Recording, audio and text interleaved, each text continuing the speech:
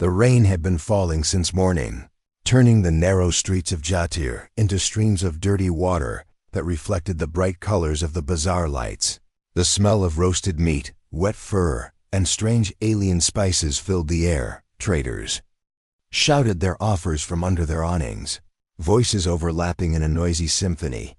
Shoppers moved in all directions, haggling, arguing, laughing and cursing. Among them, a young alien catgirl named Lyra walked quickly, keeping her hood low. To hide her face, her tail twitched beneath her cloak, and her sharp ears flicked at every sound. She wasn't here to shop. She hated crowds. But she had to buy medicine for her sick younger brother. The sooner she found it, the sooner she could leave. She stopped by a stall, speaking quietly to the shopkeeper, but before the alien could answer, Lyra's ears froze in place. She had heard it, a sound so out of place in the crowded bazaar that it cut through the noise like a blade. A human voice. It wasn't shouting like the others. It was calm, deep, and steady. The tone was strange, not harsh, not sharp, but warm. The words were in the alien trade language, but they rolled off the tongue in a way she had never heard before. Lyra turned her head without meaning to. Her heart skipped. Her instincts, old instincts her people had forgotten for centuries, suddenly came alive. Her legs felt weak, her claws prickled under her gloves, and she had the strange urge to follow the sound. She spotted him a few stalls away, tall for a human, with a simple brown jacket and a bag slung over his shoulder. His hair was wet from the rain, but his voice carried clearly as he spoke to an old merchant. Lyra told herself to look away. She didn't know this man. Humans were rare here, and most came for trade, not trouble. But something in her chest ached when he spoke again. Her tail swished without her permission. She had to hear it again. She stepped behind a stall, pretending to examine some fabric, her ears strained to catch every word. The sound made her want to get closer, to see his face properly, She stopped breathing for a moment. This was dangerous. She had heard old stories when she was a kitten, stories of the calling, a strange and ancient reaction some catfolk had to certain voices. The elders said it was extinct, that no one alive had ever experienced it. But now, her racing heart told her they were wrong. The human Ethan. She heard the merchant call him, thanked the old man and turned to leave. His eyes swept over the crowd, then for a second his gaze met hers. Lyra froze. Her breath caught. She felt heat rush to her face. The rain suddenly seemed louder, and the rest of the world faded away. His eyes were steady, curious, but not unkind. She turned away quickly and began walking fast through the crowd. She didn't want him to speak to her. She wasn't ready, but at the same time, she wanted to hear his voice again. Her instincts screamed at her to stop running. Then she heard it again. Wait. The single word hit her like a jolt of lightning. Her tail puffed. Her knees almost buckled. She couldn't move for a heartbeat. The sound was soft, but it felt as if it had reached into her chest and pulled her forward. She forced herself to keep walking, slipping between two stalls into a side street. The rain here was heavier, drumming on metal roofs, but behind her, she could hear footsteps, steady. Following, Lyra's mind raced. Why was she reacting like this? She wasn't afraid of humans, but she wasn't supposed to be drawn to one like prey to a flame. It didn't make sense, and yet it felt right. The street opened into a quieter part of the market, where only a few vendors stood under dripping tarps. Lyra stopped under one, pretending to look at some fruit. Her claws dug into her palms as she tried to calm herself. She glanced over her shoulder, and there he was, walking toward her, not rushing, just watching. His steps were unhurried, as if he knew she wouldn't run far. When he was close enough, he spoke again. You dropped this, Lyra blinked, confused, until he held out a small pouch. Her pouch, the one with her brother's medicine. Money. She hadn't even noticed it was missing. She reached for it, but their fingers brushed. The warmth of his skin against hers sent another shiver through her. She quickly took it, muttering a quiet thanks. Her voice was low, but his eyes. lit slightly, as if he noticed something in her tone too. "You okay?" he asked. His voice was softer now, less formal, but the effect on her was worse. Her ears flattened slightly, and she nodded quickly. She turned away again, desperate to escape this strange pull. But his voice followed. "It's still raining. Hard. You shouldn't be out in this alone." Her heart pounded so loudly she was sure he could hear it. She didn't answer. She just kept walking, knowing, fearing, hoping that he might follow. Lyra's boots splashed through shallow puddles as she moved quickly. The market stalls began to thin out the further she went, but she could still hear the sound of footsteps behind her, slow and steady. She told herself not to look back. The moment she did, she knew she would hear him again, and hearing him again would only make the strange pull inside her grow stronger. Her instincts were already in chaos. Part of her wanted to run as fast as she could, and another part wanted to stop and wait for him. Her tail swayed in frustration under her cloak. She wasn't used to feeling this out of control. She was a hunter, a survivor. She wasn't supposed to feel weak just because someone spoke. The rain was heavier here, dripping from rooftops and forming little rivers that ran along the stone path. The street ahead split into two narrow alleys. Without thinking, Lyra darted into the left one, hoping to lose him in the maze of side streets. She passed between crates and barrels stacked high, the smell of wet grain and fish filling the air. Her ears twitched, listening carefully. For a moment, all she heard was the rain. Then footsteps again. She spun around, and there he was, Ethan, stepping into the alley with the same calm expression. He didn't look angry or even particularly determined. It was like he knew she would be here, like he had no doubt she would stop. Her breath came faster, and she took a step back. "Why are you following me?" she demanded. Her voice was sharp, but it still wavered in a way she hated. "I'm not here to hurt you," he said. His voice was even softer than before. The sound wrapped around her like warm cloth, making her pulse race. "You dropped your pouch earlier. I just wanted to make sure you were all right." Lyra shook her head quickly. "You already gave it back," she said, and started walking again, but he stayed close this time, his footsteps matching hers. "You ran," he said simply. His tone wasn't accusing. It was almost curious. "Most people don't run from me." Lyra almost laughed at that. "Then you haven't met my people," she muttered under her breath. He tilted his head slightly. "Your ears moved when I spoke," he said suddenly. "Like you were listening differently." She froze for half a second. That was dangerous. She didn't want him to notice things like that, but humans were observant, and this one clearly wasn't as simple as he looked. She forced herself to keep walking, but now the alley opened into a wide street, lit by pale blue lanterns strung overhead. A few late-night vendors were still here, selling hot food under the shelter of their awnings. The smell of spiced broth drifted in the air, and Lyra's stomach twisted with hunger. She hadn't eaten all day, but she kept moving, hoping the human would get bored and turn away. Instead, Ethan kept talking. "I'm a trader," he said. "First time in Jatir. I'm looking for someone who can help me find a few rare things." Lyra didn't respond, but she could feel his eyes on her, waiting for some reaction. She kept her head down. "You move like you know these streets," he added after a pause. "Like you've been here your whole life." She finally stopped and turned to him. "Why are you telling me this?" she asked, her ears angled forward, betraying her interest despite her best effort to stay cold. He smiled faintly. "Because I think you're the kind of person who doesn't talk to strangers unless there's a reason," he said. "And maybe, just maybe, I'm the kind of stranger worth talking to." The words themselves weren't special, but the way he spoke them made something in her chest ache again. Her claws flexed inside her gloves. She hated how much his voice affected her. Before she could answer, a sharp whistle cut through the rain. Lyra's ears flicked toward the sound instantly. 3 figures stepped out from a side alley up ahead. Their clothes were mismatched, their eyes hungry. These were street jackals, scavengers who preyed on the distracted and the weak.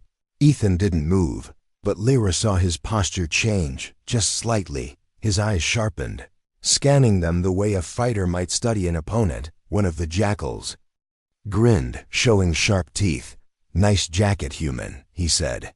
"Why don't you hand it over? And the pouch too." Ethan's voice stayed calm. "I don't want trouble," he said. His tone was even.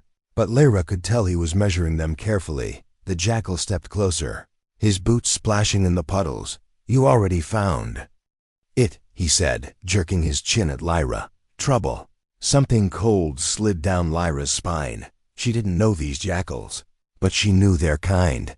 They wouldn't let them walk away without a fight, and worse, her instinct screamed that she couldn't let Ethan be harmed. The leader made a grab for Ethan's bag, and before Lyra even thought about it, she stepped in front of him. Her hood fell back, and her sharp feline eyes glowed in the lantern light. "Back off," she hissed. Her voice was low, dangerous. The jackals froze for a second, surprised by her sudden aggression. Ethan's voice came from just behind her. She said, "Back off." The sound of it sent another strange shiver through her, but this time it also gave her strength. The jackals exchanged glances, muttering, and then slowly backed away, disappearing into the rain-soaked shadows. Lyra stayed still until their footsteps faded. Her tail flicked once before she turned to Ethan. "You're welcome," she said.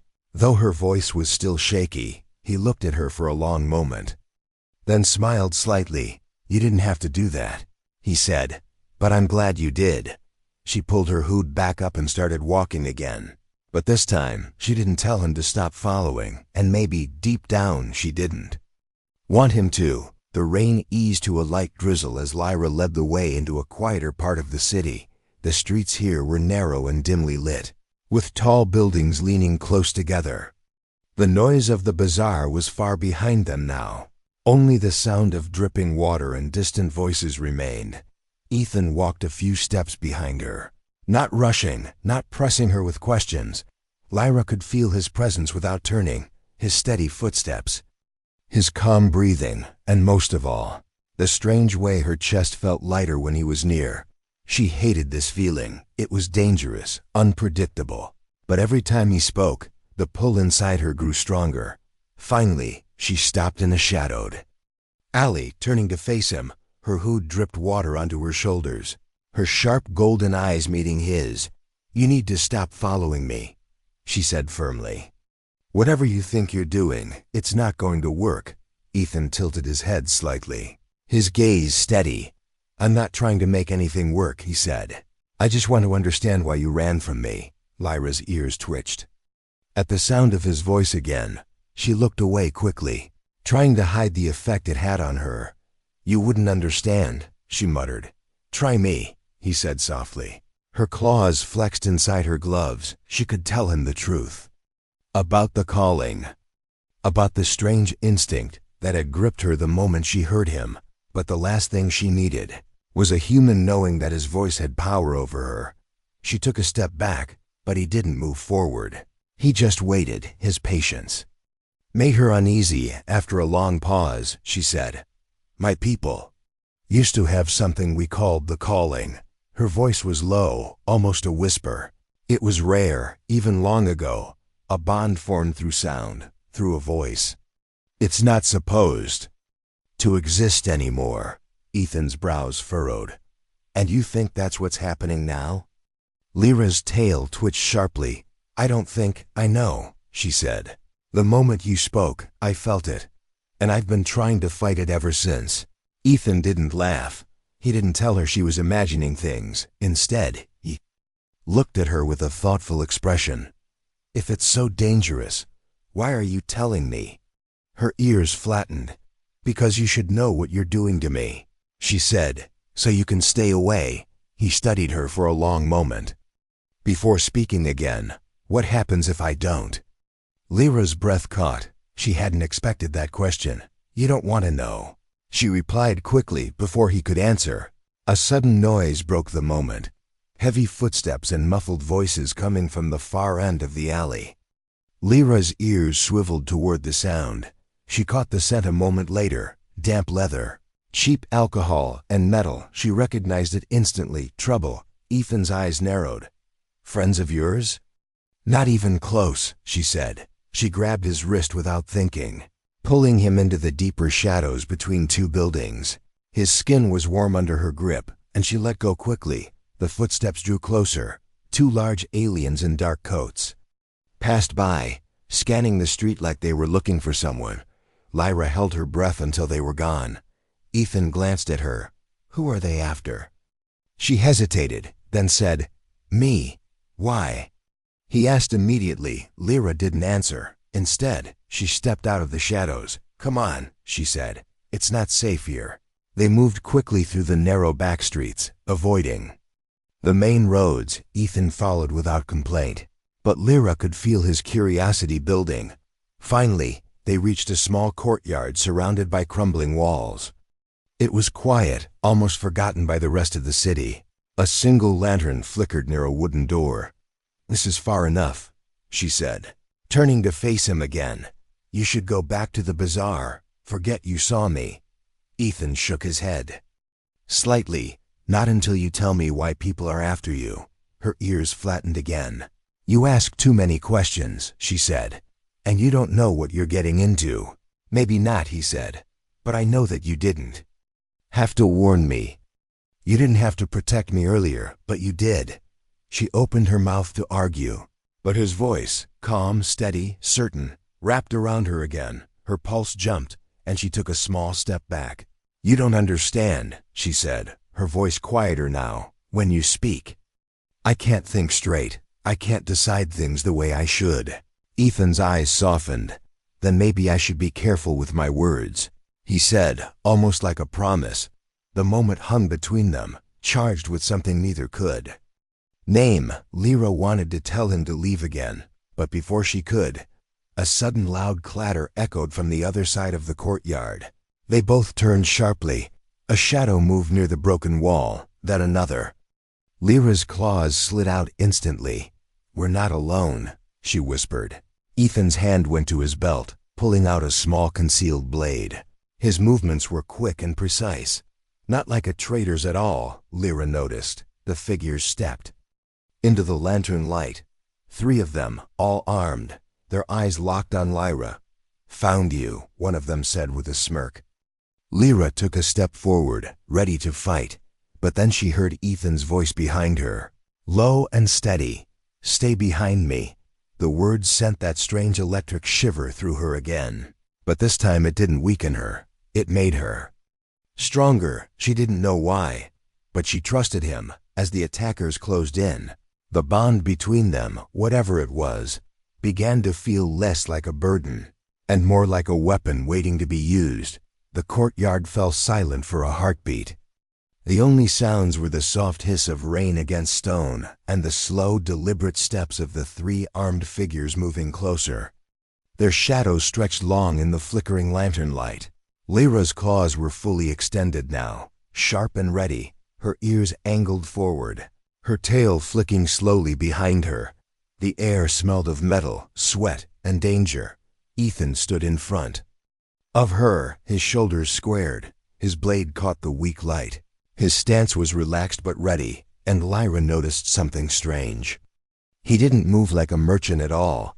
There was a precision to the way he held himself, a quiet confidence that told her he had fought before. The first attacker, a tall alien with a scar running down his cheek, smirked as he stepped forward. You've been hard to find, Lyra, he said. His voice was low and rough. Your clan wants you back. And they're paying well. Lyra's eyes narrowed. I'm not going back, she said. Her voice was cold. The scarred alien's grin widened. Doesn't matter what you want. He glanced at Ethan. And you, human. Walk away and you might live. Ethan didn't move. His voice was calm when he spoke. Not going to happen. Lyra felt it again. That strange tightening in her chest when he spoke. The sound of his voice made her want to stand closer to him, to protect him, even though she knew he didn't need protecting. The attackers didn't wait any longer. The 2 in the back split to flank them while the scarred one charged straight ahead. Ethan moved first. His blade flashed in the dim light. striking the scarred alien's weapon aside. The clash of metal rang out sharply. Lyra lunged at the second attacker, her claws slicing through the air. He tried to block with a short staff, but she was faster. Her foot kicked his leg out from under him, sending him sprawling in the mud. The third attacker came at Ethan from the side, swinging a curved blade. Ethan ducked smoothly, his arm snapping out to punch the alien hard in the ribs. The alien staggered back, gasping for breath. Lyra's instincts roared inside her. She didn't just hear the fight, she heard Ethan's voice in her memory. The calm way he had told her, "Stay behind me." It made her blood run hotter, her strikes faster. The scarred alien roared in frustration and swung wildly at Ethan, but Ethan caught his wrist, twisting sharply. The weapon clattered to the ground behind him. The alien Lyra had knocked down, scrambled to his feet, coming at her again. She ducked under his swing and raked her claws across his arm. He howled in pain, dropping his weapon. The fight didn't last long. Within moments, all three attackers were either on the ground groaning or staggering away into the night. The scarred one spat at the ground before limping toward the shadows. "This isn't over," he growled before disappearing. Lyra stood still for a moment, her breath coming fast. Rain dripped from her hair and cloak. She turned to Ethan, who was wiping his blade clean on a piece of cloth. "You fight well," she said quietly. He glanced at her. "So do you," he replied. His voice was calm, but there was something in his eyes, not just respect, but understanding. Lyra looked away quickly. Her heart was still racing, not just from the fight, but from the way his voice still lingered in her mind. Every word he spoke seemed to settle deep inside her. "You could have run," she said after a moment. "You could have left me." "I could have," he agreed, sliding his blade back into its sheath. "But I didn't." She studied him for a long moment, the rain blurring the edges of his face. "Why?" Ethan's answer was simple. "Because you didn't run from me either." Her tail gave a small twitch. She didn't know what to say to that, and silence fell between them again. The sound of rain filled the courtyard. Finally, Ethan broke it. "They knew your name," he said. "That means they'll keep looking." Lyra nodded slowly. "They will," she admitted. "And if they catch me, it won't end well." Ethan's gaze was steady. "Then I guess we make sure they don't catch you." Her ears flicked toward him. "We?" she repeated. "Yes," he said simply. "You said my voice affects you. I don't know why. But maybe that means I can help." Her first instinct was to argue, to tell him this was her problem, not his, but the truth was, she didn't want him to leave. Not now, not after hearing him fight by her side, not after feeling how his voice made her want to stand taller. "Fight harder," she took a slow breath. "If you stay with me, you'll be hunted too," she warned. Ethan gave a faint smile. "Then I'll make sure they regret it." The words made her chest tighten in a way she couldn't explain. She looked away, pretending to study the dark street beyond the courtyard. "We need to move," she said. "It's not safe to stay in one place for long." He nodded. "Lead the way." As they slipped back into the rain-soaked streets, Lyra realized something that made her uneasy. The calling wasn't fading. It was getting stronger, and now, she wasn't sure if she even wanted it to stop. The streets were quiet now. The bazaar far behind them, the rain had almost stopped. Leaving the air heavy and cool, Lyra moved quickly, guiding Ethan through the narrow back paths of the city. She didn't speak much, but she could feel his presence close behind her. Steady and sure, after a long walk, they reached the outer edge of Jatir, where the buildings grew smaller and fewer. In the distance, on the other side of a muddy field, a small ship sat hidden between two large storage hangars. Its dull metal hull reflected the faint light of the moon. "This is yours?" Lyra asked, slowing as they approached. "Yes," Ethan said, stepping past her to unlock the side hatch. "It's not much, but it's safe." Safe. The word made her ears twitch. She didn't feel safe anywhere lately, but somehow standing next to him, she believed it. Inside, the ship was small but clean. The smell of metal and faint traces of coffee filled the air. A narrow walkway led past a small cockpit into a living space with 2 seats. A compact table and a bunk against the wall. Ethan set down his bag and looked at her. "Sit," he said, gesturing to one of the seats. His tone wasn't commanding, but the way he spoke made her obey without thinking. That same strange pull. The calling was there again, warm and steady. She sat, curling her tail around herself, watching him move around the small space. He opened a storage compartment and pulled out 2 metal mugs, filling them from a small heating unit. A warm, rich scent filled the air. "What is that?" she asked, sniffing curiously. "Tea," he said, setting one mug in front of her. "It'll help you warm up." Lyra hesitated before taking it. The metal felt warm in her hands. She took a cautious sip. The taste was strange, a little bitter, but comforting. For a while, neither of them spoke. The quiet hum of the ship and the soft tap of rain on the hull filled the silence. Finally, Ethan asked, "Who were those men?" Lyra stared into her tea. "Hunters," she said simply. "Paid to bring me back to my clan." "Why does your clan want you back?" He pressed gently, her ears lowered slightly.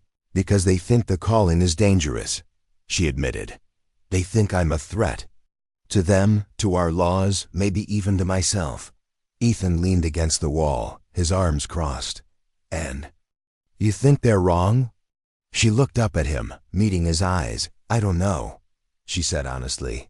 "All I know is, when you speak, I feel something I can't control, and that scares them." Ethan studied her for a moment before replying, "Does it scare you?" Lyra's tail twitched. She thought about the fight in the courtyard, about the way his voice had made her stronger, about how she felt safer just hearing him speak. "It used to," she admitted softly. "But now, I'm not sure." He stepped closer, his voice low but clear. "Then maybe it's not something to fear." Her pulse quickened instantly. She took a slow sip of tea to hide it, but the warmth in her chest had nothing to do with the drink. Changing the subject, she asked, "Why are you really here, in Jatir?" "Traders don't wander into dangerous districts without a reason." A faint smile crossed his face. "I was looking for rare goods," he said. "But I think I found something rarer." Her ears flicked in surprise, and she quickly looked away, pretending to be interested in the control panels near the cockpit. "You talk too much," she muttered, but her tail betrayed her by flicking in a way that meant she wasn't truly annoyed. A sudden alarm broke the moment. The sharp, steady beeping filled the small cabin. Ethan turned toward the cockpit and checked a small display. His expression darkened. "What is it?" Lyra asked, setting down her mug. "Someone just pinged the ship's ID," he said. "They know we're here." Her claws flexed instinctively. "It's them," she said. "They're tracking me." Ethan moved quickly, shutting down unnecessary systems and locking the hatch. "Then we need to move now." Lyra stood, her ears angled toward the faint sound of movement outside.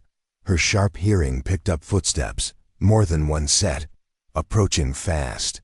Ethan grabbed a small pack and tossed it to her. "If they breach, you get to the engine room and hide," he said. She shook her head sharply. "I'm not hiding," she said firmly. "We fight together." He met her eyes for a moment, then gave a short nod. "All right."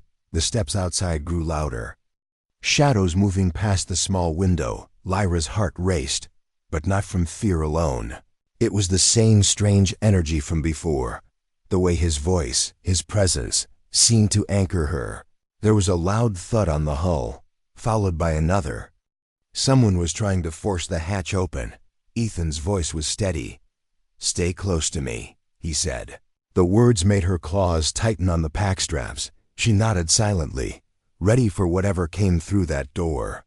Outside, metal scraped. Bolts groaned, and the hatch shuddered. Whoever was coming, they were almost in. Lyra's instincts sharpened, her ears catching every sound, her tail low, her body ready to spring. And through all of it, she listened for his voice, knowing that as long as she could hear him, she would not run. The pounding on the hatch grew louder. Metal screeched as tools scraped against the lock. Whoever was outside knew what they were doing. They weren't just thugs, they were professionals. Ethan stood by the control panel, his hand hovering over the manual release. His eyes stayed fixed on the door, calm but focused. Lyra crouched low, claws ready, her ears twitching to track every sound. The pounding stopped for a moment. The sudden silence made the air feel heavier. Then there was a faint click, a lock. Disengaging, followed by a sharp hiss of air as the hatch began to slide open. Ethan spoke quickly but clearly. "Stay behind me," he said. The moment he said it, that familiar pull surged through Lyra's chest again. She didn't want to stay behind him. She wanted to stand beside him, but something in his tone made her trust him without hesitation. The hatch slid open with a metallic groan. 3 figures stepped inside, their boots leaving wet prints on the floor. They wore dark armor with tinted visors, each carrying compact blaster rifles. The lead soldier's voice was cold. "We only want the girl," he said. "Walk away, human, and you can keep your ship."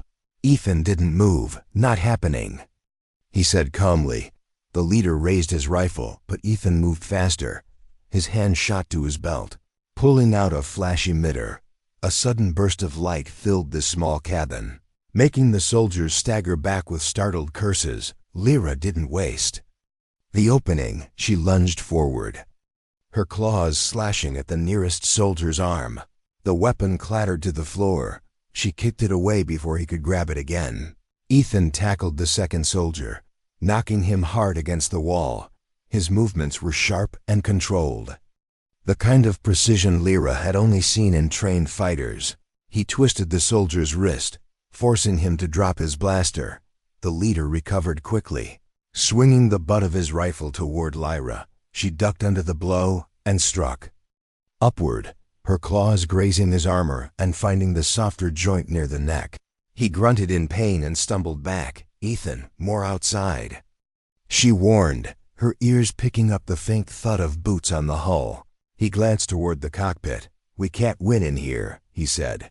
"We need to move." Lyra's tail lashed. "Then let's go." Ethan shoved the second soldier aside and grabbed her hand, pulling her toward the narrow corridor that led to the engine room. The touch was brief, but even in that moment, the bond between them seemed to thrum with heat. They reached the rear of the ship just as another thud shook the hull. The engine room was dim, the low hum of the ship's systems vibrating through the floor. Ethan opened a small maintenance hatch in the corner. "In here," he said. "It leads to the lower exit." Lyra slipped inside first, the metal tunnel cold against her palms. Ethan followed close behind. Sealing the hatch quietly, they crawled forward, the tunnel narrowing as it sloped downward. The sound of shouting voices echoed faintly above them. The soldiers had realized they were gone. Boots pounded against the floor, and metal doors slammed open and shut. Lyra's heart raced, not just from the danger, but from the strange awareness of Ethan's presence so close behind her. Even in the cramped space, his voice when he whispered directions stayed steady, guiding her forward. They emerged from the tunnel into a shadowed gap between 2 massive storage tanks outside the hangar. The air smelled of damp metal and fuel. Lyra peered around the corner. 2 more soldiers were patrolling near the perimeter fence. Ethan's eyes scanned their surroundings. "We'll circle around to the back," he whispered. "Stay low, stay quiet," she nodded, following him as they slipped through the shadows. Her paws made barely a sound against the wet ground. Ethan moved just as silently, surprising her again with his skill. Halfway to the fence, a sharp crack echoed in the air. A rifle shot. The dirt near Ethan's foot exploded, and they both dove for cover behind a cargo container. "They saw us," Lyra said, her voice low but tense. Ethan took a deep breath. "Then we move fast." They dashed from cover to cover, blaster bolts hissing past them. Lyra's claws scraped the ground as she ran, her muscles burning. But she didn't slow. She could hear Ethan's footsteps close behind her, his breathing steady despite the danger. They reached the fence. Its metal mesh was high, but not unclimbable. Lyra jumped first, her claws hooking into the gaps as she climbed quickly. Ethan was right behind her. The fence rattled under their combined weight. Shouts rang out behind them, more boots pounding against the ground. Lyra dropped down on the other side, landing lightly. Ethan landed beside her, and they both sprinted into the darkness beyond the fence. The city lights faded behind them as they ran into the open fields, rain-slick grass whipping at their legs. Only when they reached the shelter of a small grove of trees did they stop to catch their breath. Lyra leaned against a trunk, her ears flicking as she listened for pursuit. Ethan stood a few steps away, scanning the darkness. His voice when he spoke was quiet but certain. "We bought ourselves some time." The sound of it calmed her heartbeat. In a way she didn't want to admit, she met his eyes, and for a moment, neither of them spoke. The bond between them felt heavier now, not just instinct, but choice. Finally she said, "They won't stop." Ethan nodded. "Then neither will we." The rain started again, light but steady, dripping through the leaves above. Lyra pulled her cloak tighter around herself. "Where do we go now?" Ethan's answer came without hesitation. Somewhere they'll never think to look. And somehow, with him saying it, she believed they could make it, even with the whole city against them. The rain fell harder by morning. The trees around their hiding place swayed in the wind, dripping water onto the muddy ground. Lyra woke first, her ears twitching at every sound. She had barely slept. Part of her was still expecting soldiers to burst through the trees at any moment. Ethan sat nearby, leaning against a trunk, awake and alert. His jacket was damp, but he didn't seem to care. He noticed her watching him.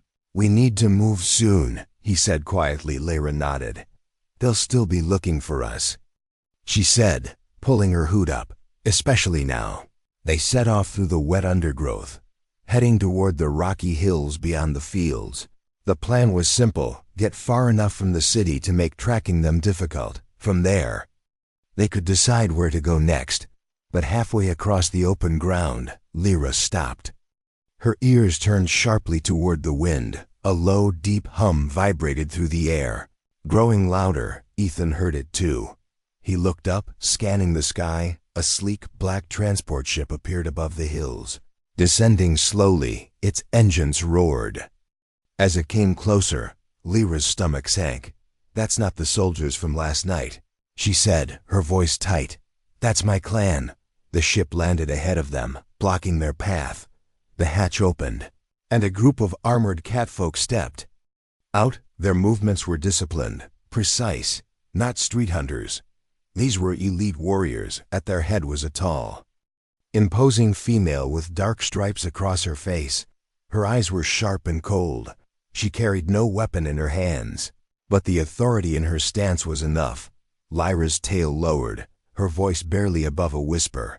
"The clan leader." The leader's gaze swept over them before settling on Lyra. "You've caused enough trouble," she said, her voice like ice. "Come back now, and we may forget your defiance." "I'm not coming back," Lyra said firmly. The leader's eyes narrowed. "You let the calling take hold," and with a human, her gaze flicked to Ethan with thinly veiled disgust. "You shame your bloodline." Ethan stepped forward. "Slightly. She hasn't done anything wrong," he said. His voice was calm, but there was steel in it. The leader ignored him, speaking only to Lyra. "Break the bond, and you'll be free of this weakness." Lyra's claws flexed at her sides. "It's not weakness," she said sharply. "It makes me stronger." "You've lost your mind," the leader hissed, her tail lashed. "A human cannot be your anchor." Ethan's eyes stayed locked on the leader. "Then why does my voice matter so much to her?" he asked. "If it's nothing, why are you so afraid of it?" The leader's ears flattened. "Because a bond like this can destroy her," she snapped. "And I will not allow that." She took a step closer, her voice low and dangerous. "You want to keep her? Then you must silence yourself. Never speak to her again." The words cut through the air like a blade. Lyra froze. Her chest tightened painfully. She looked at Ethan, silently begging him to say something. Anything held her gaze for a long moment. His expression was unreadable, Then he spoke softly, just loud enough for her to hear. "Lyra." The sound of her name in his voice hit her harder than any blow. Her knees felt weak, her heart pounding in her ears. In that single word, she heard defiance, choice, and something else she didn't dare name. The leader's expression darkened. "So be it," she said coldly. Her warriors moved forward, hands on their weapons. But Lyra stepped in front of Ethan, claws unsheathed. "If you want him, you'll have to go through me." The leader's eyes flashed. "Then you choose exile." Lyra didn't move. "I choose him," she said. Her voice didn't shake for a moment. No one spoke. Rain pattered against armor and ground alike. Then the leader raised a hand, signaling her warriors to stop. "Very well," she said finally. "But know this. You are no longer of our clan. You are nothing to us, Lyra's." Ears flicked, but she didn't flinch. "Then I am free," she replied, without another word. The leader turned and boarded the transport. Her warriors followed. The ship's engines roared again, lifting it into the sky until it was only a shadow in the clouds. Silence returned. The field, broken only by the rain. Lyra turned to Ethan, her breath unsteady. He studied her face, then asked, "You sure about this?" She gave a small smile, though her eyes still held the weight of what had happened. "I was sure the moment I heard you speak." Ethan's lips curved into a faint smile. "Then I guess we figure out where to go next." Lyra nodded. "Anywhere," she said softly. "As long as you're there." They started walking again, side by side. The rain washed away their tracks, and ahead of them, the world stretched wide and open. For the first time in a long while, Lyra felt something she thought she'd lost: hope, and deep inside, she knew that no matter what came next, as long as she could hear his voice, she would never be alone.